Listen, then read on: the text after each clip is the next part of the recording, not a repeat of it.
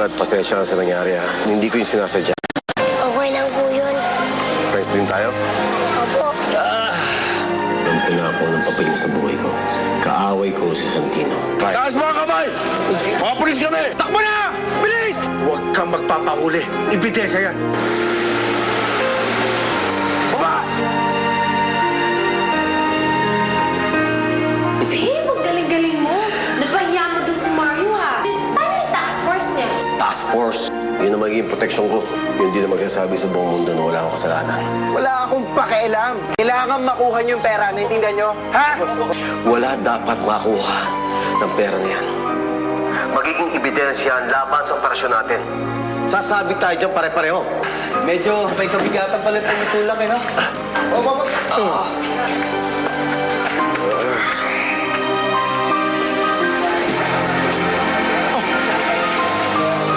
Yung hindi makakalata, ayusin mo!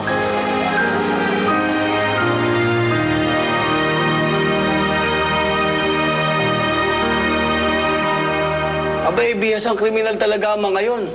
Piruin mo, habang nakikipag-abulan sa inyo, nagawa pang i-dispatcha yung sako ng pera. Yun nga ho yung problema, Father. Hanggat wala yun, kailangan namin silang palayain. Father, paano ka maniniwalang ordinaryong tao yung mga yon? Eh, kada aresto mo, may abogadong nakasunod.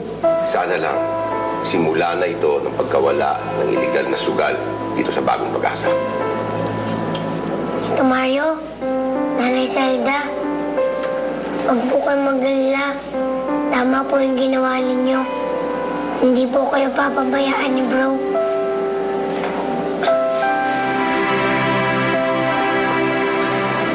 Bro, ang tapang po talaga ni Tito Mario at Nanay Zelda, no? Nung isang gabi, muntik na silang mapahamak. Kasi pinaulan na ng bala yung bahay nila. Kawawa naman sila, bro. Pero kahit ganon, hindi pa rin sila tumigil. Ginawa pa rin po nila yung tungkulin nila. Santino, ang tao ay nasusukat hindi lang sa kung ano ang kanyang pinaniniwalaan.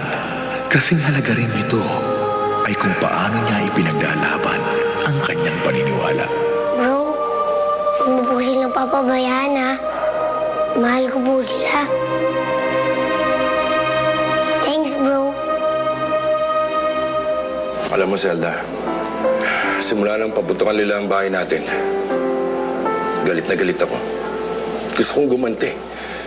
Alam mo, naisip ko, paano kung tinamaan si Joy o isa sa mga kaibigan niya?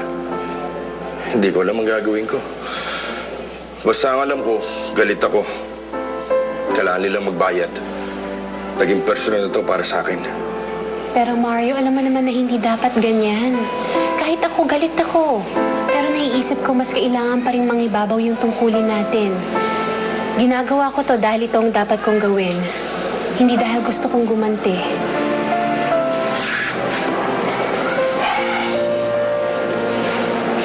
Kaya nga kailangan kita sa tabi ko eh. Dahil sa'yo, hindi ako naliligaw. Tulad ngayon. Siguro nangingibabaw lang yung pagiging ama mo. Yung pangangailangan mo na protektahan kami. Pero magaling kang pulis, Mario. Sigurado ko kahit kailan hindi ka maliligaw.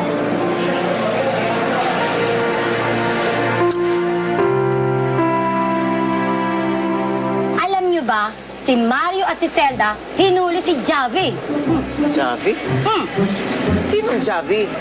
Si Abner, yung poging nagpapataya ng wedding dito. Javi ko na nga ba, Mami? Eh kasi pinagbibintangan ng kabo ng wedding. Chismis lang, hindi naman totoo. Hi, ladies! Kamusta? Ay, Javi! Kamusta kayo? Kamusta na kayo, ha? Ha? Ayos ba tayo dyan? Ay! Sorry. Teka muna, ano nangyari? Akala ko ba'y nahuli ka, ha? Oo nga, alam mo, alala tuloy kami sa'yo. Panig kayo. Alam nyo, yung mga huli-huli na yan, yung mga palabas lang yan, malakas yung backer natin. Yan eh, para hindi lang siya mahalata. Oh, di ba? Teka, sino yun? Basta, ituturo ko na lang siya sa inyo. Ganito, basta, quiet lang kayo. Makikilala nyo rin siya. Okay? Teka. Si Mayor ba? Ha? Papakita ko na lang siya sa inyo. Malalaman nyo rin pagdating ng panahon. Basta promise nyo sa akin, quiet lang kayo. Atin-atin lang, ha? Okay? Promise? Promise! Ayos!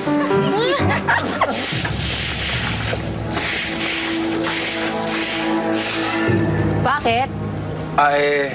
Magandang araw ho. Magandang araw din. Bakit? Napansin ko lang ho, nawala na yung karo ng santo nyo rito. Wala na. Hiram lang namin yun. Hiniram mo ninyo? Kanino?